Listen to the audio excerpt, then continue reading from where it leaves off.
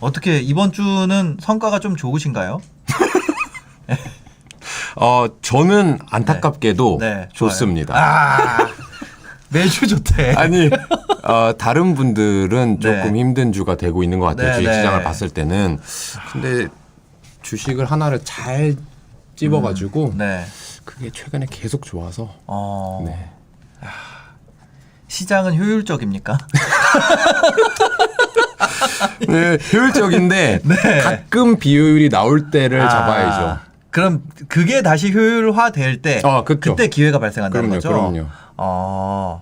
오늘에 좀 이런 거를 여쭤보고 싶어가지고 네. 우량주 장기 투자에 대한 이야기 네, 네. 좀 드려보려고 그래요. 네, 네. 저희가 보통 저도 뭐 동학개미고 저는 처음에 뭐 작년에 했다가 지금은 안 하고 있어요 또. 주식을요? 네. 좋네요. 왜요?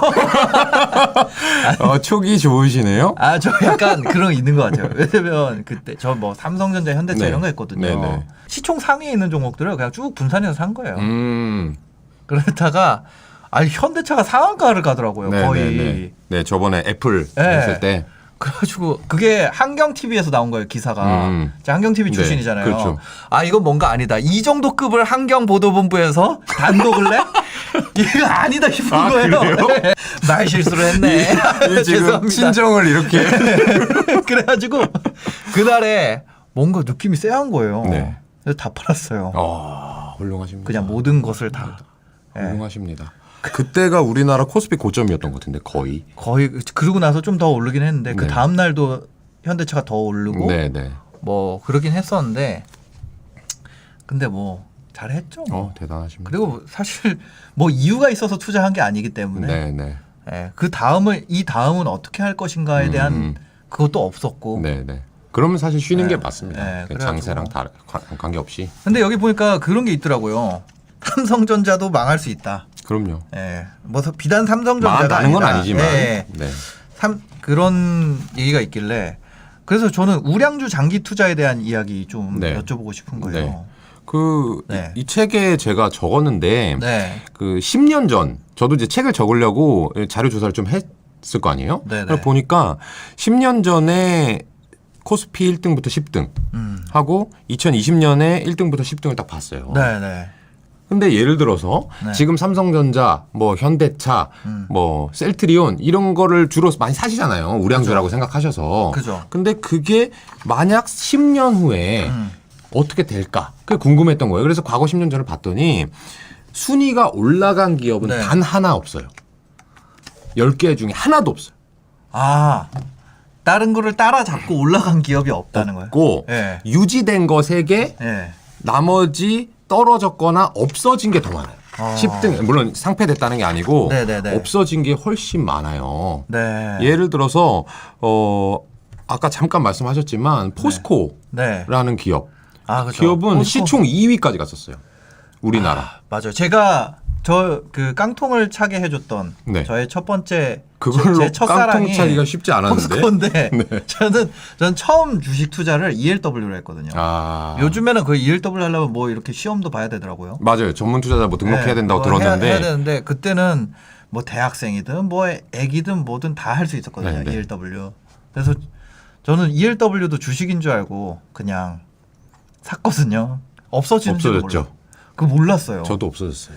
저 뭐 시간 가치 이런 거 몰랐어요. 맞아요. 저는 네. 지금도 잘 모르는데 네. 너무 투기적으로 해가지고 네. 저는 현대 미포조선으로 ELW 깡통 찬 적이 있습니다. 그런 시절이 있으시구나. 있어요. 대표님도. 대학생 때. 네. 그러니까 그때는 포스코가 시가총액 2위였어요. 그리고 현대 미포 말씀드렸지만 네. 그때도 마찬가지인데 현대중공업 계열 회사거든요.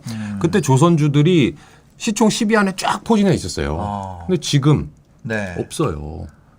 그러니까 만약에 10년 전에 네. 내가 시총 상위 우량주를 사야 되겠다라고 생각했는데 만약에 네. 현대중공업, 현대미포조선, 포스코를 샀다면 네. 10년 기다렸는데 네. 몇 분의 토막 나는 거예요. 그죠. 그럼 지금 우량주라고 생각하시는 또는 대표 블루칩이라고 회사가 네. 이제 있는데 그런 회사들 투자했다가 10년 후에 그렇게 된다면 충분히 될 수 있다는 거예요. 그죠. 그리고 이렇게 말씀드리면 반박이 뭐냐 하면 1등을 샀어야지. 1등 삼성전자는 여전히 건재하고 어. 주가 많이 올랐잖아. 네네 근데 맞아요. 저는 그것도 그렇게 보진 않는 게 네. 뭐라고 제가 적었냐면 네. 삼성전자가 원래부터 반도체 뭐 4차 산업혁명 이런 회사는 아니었을 거잖아요. 맞아요. 저 그때 포스코가 2등일 때 네. 그때 무슨 소문이 돌았냐면 삼성전자의 한계에 도달했다. 음. 그때 이제 유행했던 게 삼성전자에는 소프트웨어 역량이 없기 아, 때문에 맞아. 이제는 모든 이제 삼성 위기론 네. 뭐 그리고 이제 그 경영 승계도 불투명하고 뭐 그런 얘기들이 막 돌았었거든요. 그렇죠. 네. 근데 그거를 잘 극복했기 때문에 지금 이제 좋은 기업이 더 돼가고 있는 건데 네. 만약 이 회사가 시작한 건 설탕이에요. 아, 그 다음에 비료, 네. 그 다음에 가전제품. 근데 네. 말하자면 자동차는 말아먹었고 네. 그 다음에 이삼성이라고 하는 소프트웨어도 말아먹은 적이 있거든요. 네. 네. 근데 그렇게 해서 한두 번 실패했다면 네. 또는 앞으로 실패할 수도 있지 않겠느냐. 어. 그런 게 이제 문제가 되는 거고 네. 또 하나는 삼성전자가 좋은 기업이라는 건 저도 이해를 해요. 인정합니다. 네. 뭐 제가 인정할 만한 깜냥은 아니지만 김현준, 네가 뭔데? 김현준 대표님께서 인정한 삼성전자 좋은 기업이라고 인정을 하셨습니다. 하지만 만약 네. 삼성전자가 좋은 기업인데 네. 고평가될 수도 있잖아요. 아, 그렇죠. 그러면 삼성전자만 바라보고 있던 동학개미 분들은 네. 그럼 돈 놀릴 거예요. 그때 가면? 딴 거 뭐 사서 또 돈을 계속 벌어야 되잖아요. 돈이 네. 계속 굴러가게 해야 되잖아요. 네, 네. 그러니까 삼성전자만 바라보면 안 된다는 거고 네. 삼성전자가 됐건 뭐가 됐건 좋은 기업인지 좋은 주식인지를 알고 네. 그걸 분석하는 방법을 반드시 공부해놔야 된다가 이 책의 주된 네. 저 그때도 이제 경제 방송에 있었거든요. 네. 근데 그때 저희 방송 뭘 주제했는지 아세요? 몰라요. 삼성전자 100만 원 갈 것인가? 아. 못 간다고. 막 전문가들이 와 삼성전자 저기 액분하는 것을 검토했던 거 아니에요? 그러면? 아니 액분 전에 네. 그때 삼성전자가 80만 원 막 이랬거든요. 70만 원, 80만 원 막 이랬는데 네. 삼성전자가 100만 원은 그거는 마디 가격을 그렇죠. 넘어서는 건 쉽지 그렇죠. 않다. 그렇죠. 막 이러면서 마디 가격이라는 말 그때 네. 들었어요. 저는 지금 처음 들었어요. 그거 모르시는구나. 지지선 저항선 그리는 거 모르세요? 아니, 그거는 이제 들어봤는데 마디 가격은 처음 봤어요. 아 진짜요? 이게 단위가 넘어가는 걸 그렇게 얘기하는군요. 섬골 반전형 이런 거 아세요? 모릅니다. 손권 반전형 모르죠. 차트 얘기죠? 예, 네, 그런 전혀 모르고 차트를 어떻게 그거만 키는지를 가지고도 몰라요. 1시간 동안 방송할 수 있어요. 아니, 한 시간만 하나요? 뭐 구름대 분석 뭐 네. 이런 거 있거든요. 증권 방송에서 차트 하시는 분들은 뭐 하루 종일 그것도 하실 수 있는데 네네네. 저는 HTS에서 차트를 켤 줄 몰라요. 정말. 아, 그래가지고 이 책 만들 때 고생했다고요. 네네. 그러니까요. 저번에 제가 아니 주식 방송을 해야 되면 대표님 HTS를 켜야 되지 않나요? 이렇게 네, 여쭤봤더니 아니요 네이버 금융이면 충분해요. 이렇게 해가지고 네, 맞아요. HTS 키면 아마 제가 너무 HTS를 모른다는 게 들통이 날 수 있기 때문에 네네. 그냥 간단하게 하는 척 네이버로. 알겠습니다. 그게 지금 잘못된 주식 투자에 대한 뭐 잘못됐다기보다는 그 방법으로 보통 사람들이 돈을 벌기는 오히려 더 어렵다는 거죠. 네, 그것만 고집하면 안 된다는 거죠. 네네네. 그렇죠. 뭐 그걸로 돈을 버는 분들도 있긴 있겠지만. 그럼요. 네. 당연히 훌륭한 방법인데 그거를 맹신하면 네. 공부를 안 했다가 나중에 돈을 못 버는 일이 분명히 생길 네. 수도 있다 이런 얘기입니다. 이런 거는 어때요? 이게 분산 투자에 대한 거. 네. 분산 투자에 대해서도 분산 투자 과연 해야 되냐 말아야 되냐 이런 거 생각 많이 하거든요. 그러니까 어느 정도는 해야죠. 어느 정도는. 근데 저는 사실은 이 주식 개인 포트폴리오 계좌 내에서 분산 투자는 큰 의미가 없는 것 같고 네. 개인 총 자산 중에서 부동산도 있고 네. 뭐 주식도 있고 현금도 있고 뭐 이렇게 하는 걸 중요시 여기는 거지. 네. 증권 계좌 내에 종목이 많으면 일단 관리도 안 되실 거고요. 그리고 이렇게 제가 말씀을 주로 드리는데 네. 만약에 종목을 자기가 잘 고를 수 있는 능력이 있다고 가정해 볼게요. 네. 그러면 코스피, 코스닥 중에서 1등부터 10등까지 나래비를 세울 수 있는 능력이 생겼어, 자기한테. 그러면 1등부터 10등까지 사는 게 좋을까요? 아니면 1등부터 100등까지 사는 게 좋을까요? 10등까지 사는 게 좋죠. 그렇죠. 또는 1등부터 5등까지 사는 게 더 좋을 거고 네. 1등만 사는 게 더 좋겠죠. 그렇죠. 그러니까 근데 왜 분산 투자를 하냐 이거예요. 이유는 나래비를 세울 줄 모르기 때문에 인 거에 불과한 거예요. 근데 지금 제일 좋은 소식이 소식이 아니라 주식. 주식이 네. 뭔지를 모르기 때문에 뭔지 모르기 때문에 아무거나 다 사다 보니까 네.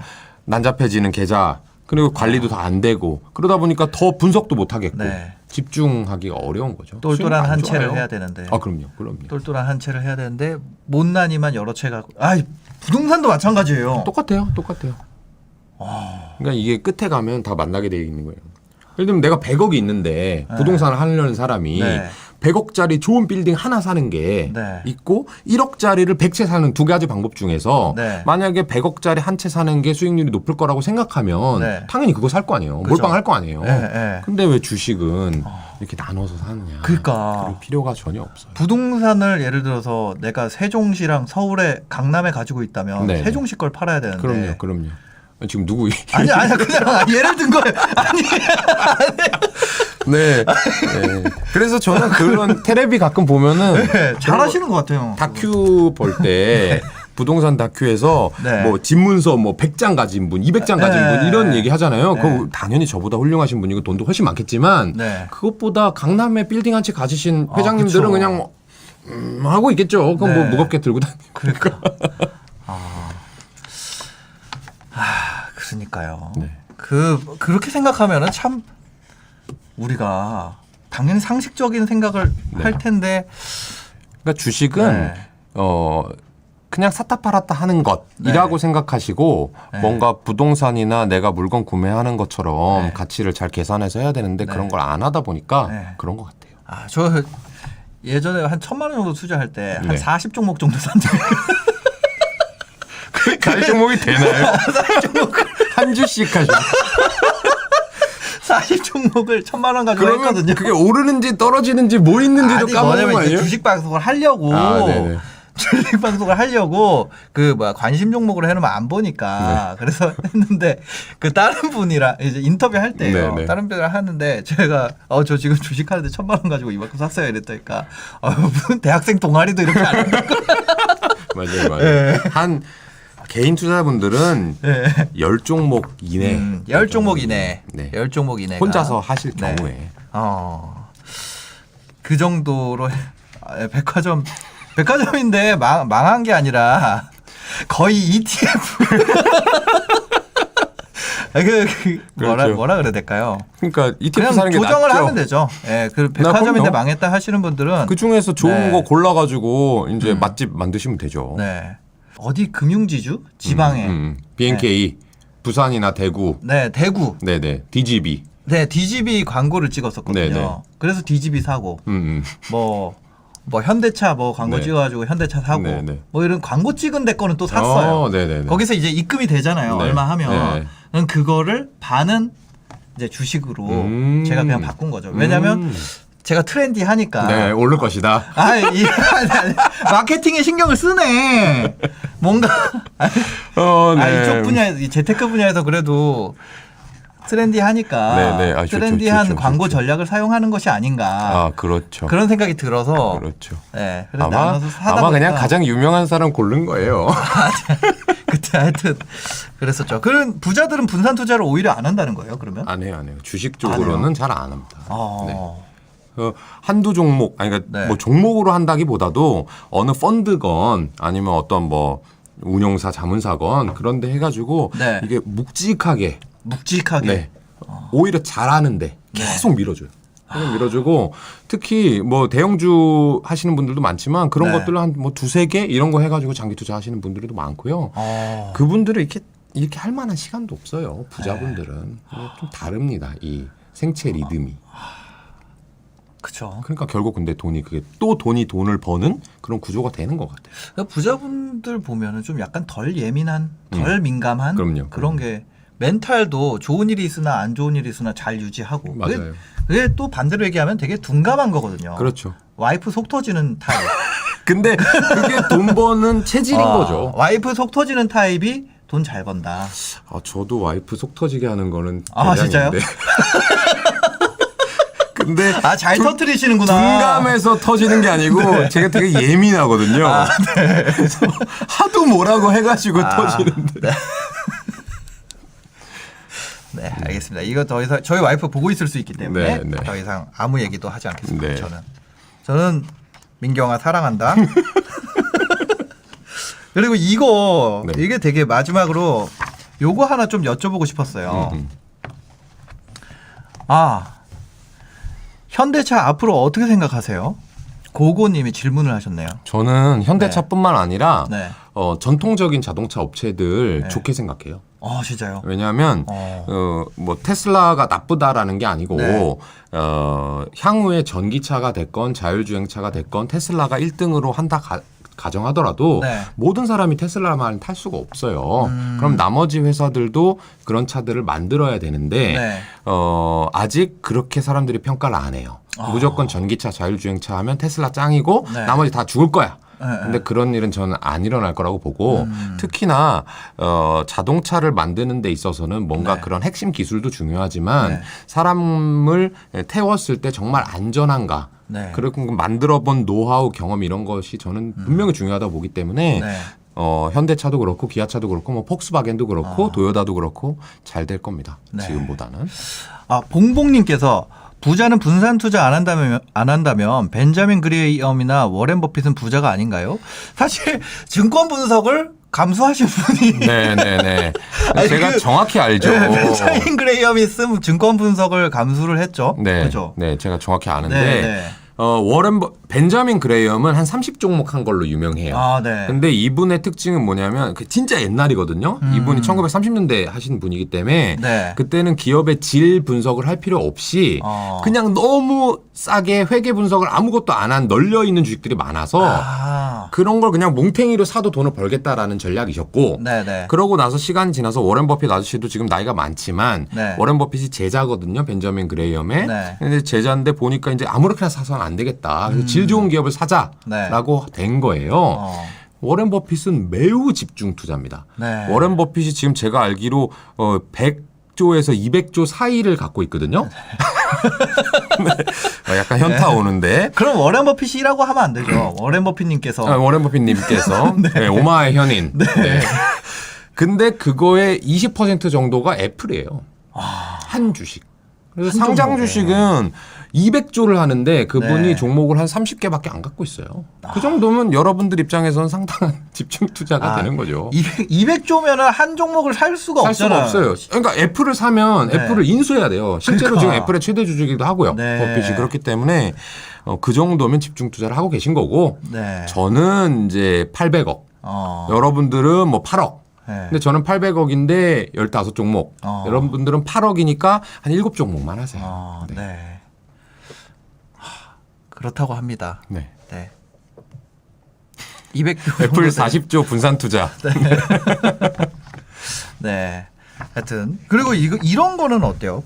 이 책 내용 중에 그게 있더라고요. 부자들이 빚을 사랑한다. 네. 네. 저는 이거를 알고 나서 저도 하나 깨어난 느낌이에요. 막 저축해야 된다. 네. 절대 빚내지 마라. 네. 빚내서 투자하지 마라. 망한다. 이렇게 하잖아요. 네. 근데 부동산을 예를 들면 아파트를 사는데 네. 현금으로 다 주고 사면 바보죠. 그렇죠. 아파트를 현금으로. 그 요즘에 바보들도 있어요. 그러니까 이런 아파트밖에 모르는 바보 이런 분들이 15억 이상 그러니까 대출 안 되는데 어쩔 수 없이 그러는 거고 네. 그럼 왜 빚을 왜 냅니까? 빚을 내는 이유는 네. 자기 자본 대비 실제 자기 돈 대비 수익률을 올리기 위해서 내는 거예요. 네네. 근데 왜 빚을 내지 말라고 합니까? 아마 이거는 왜 그랬냐 하면 사람들이 주식하면 되게 단기적인 빚. 증권사 신용 융자 이런 거 있어요. 그거 30일짜리 대출이고 네네. 특히나 금리 막 10% 이렇게 돼요. 네. 그러니까 금리도 높고 만기도 짧고 또 문제는 네. 내가 갚고 싶을 때 갚는 게 아니고 주가가 떨어지면 다 강제로 갚으래.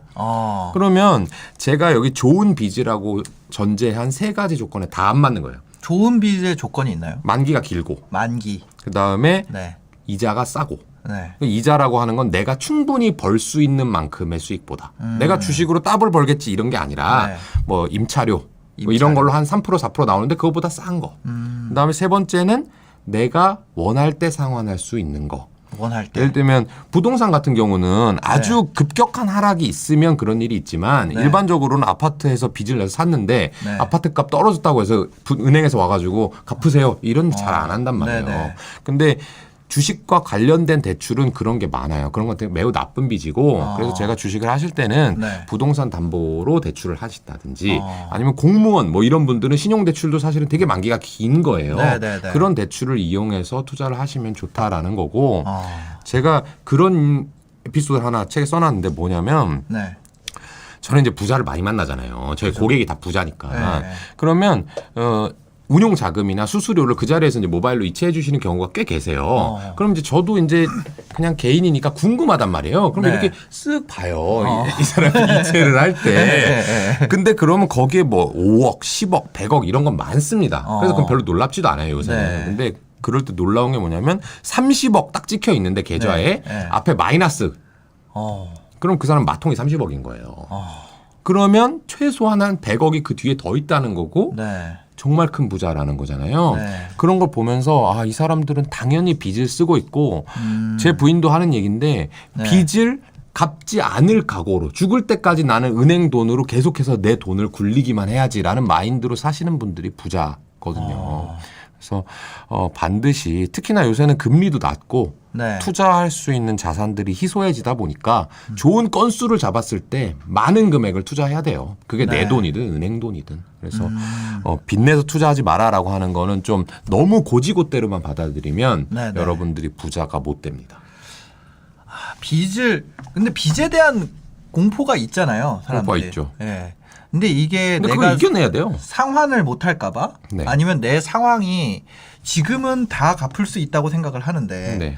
어느 순간에 내가 뭐 그렇죠. 어려워질 수 있죠.